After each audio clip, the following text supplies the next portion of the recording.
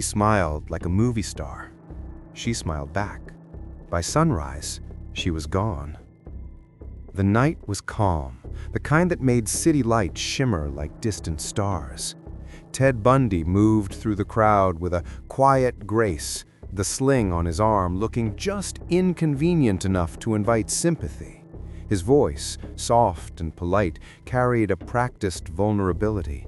"Excuse me," he'd say, "could you help me with my sailboat? I hurt my arm." He always looked them in the eyes. He always made them feel safe. That was Ted's greatest trick. Not the violence, not the lies, but the illusion of goodness. He could have been anyone, your neighbor, your classmate, the man who helped you with groceries. And that's what made him so terrifying. In the early 1970s, Seattle was growing, alive with young energy, coffee shops, campuses, weekend adventures. But under that sunshine optimism, women began disappearing. First one, then another. Posters filled bulletin boards, faces of girls who should have been home by now. The police had no leads, just a rumor. The man who took them drove a tan Volkswagen Beetle. Ted did. He was a law student, a political volunteer, a man who shook hands with senators. He worked at a crisis hotline, calmly talking strangers out of suicide.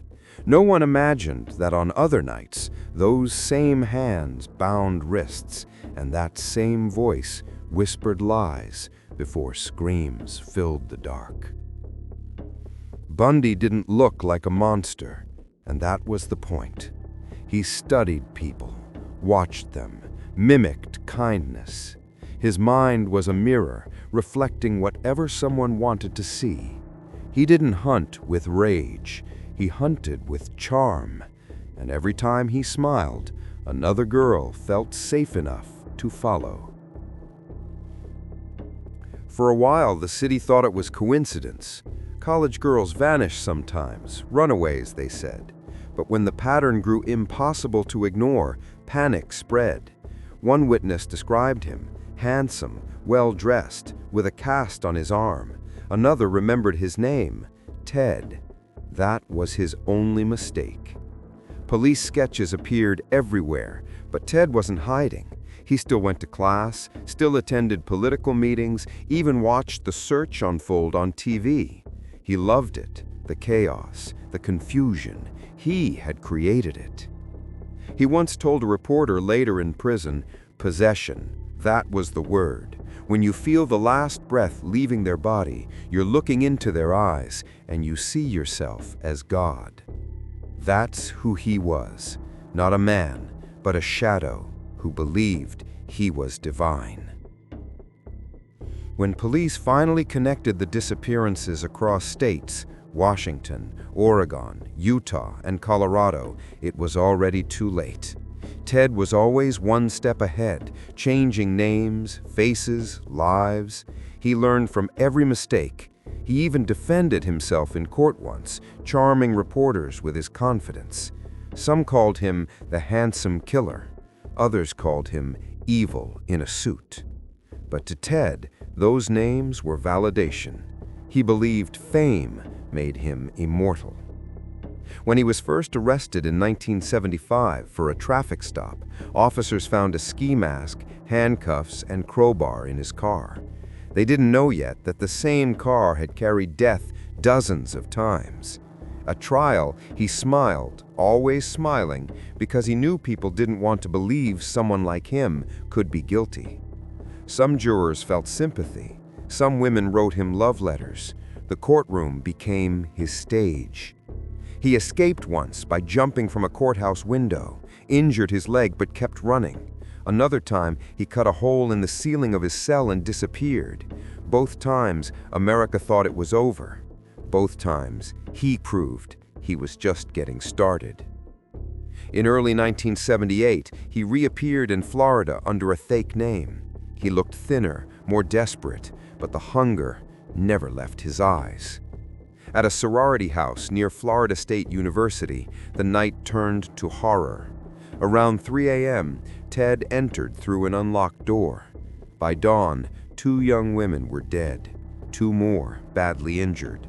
Police found nothing but chaos, bite marks, blood, and a trail of fear that led nowhere. Bundy's violence had evolved. It wasn't just about control anymore. It was about making the world remember him. But arrogance leaves traces. A few weeks later, he was pulled over once again. Another traffic stop, another tan Volkswagen. This time, the officer didn't let him go. When the news broke that the charming law student, the crisis hotline volunteer, was America's most wanted serial killer, the nation froze. How could someone so normal be capable of so much horror? Even psychologists struggled. Bundy wasn't insane, he was calculated. A narcissist with no empathy, no conscience, but perfect mimicry of both. He cried when it helped him, smiled when it protected him, killed when he felt like it.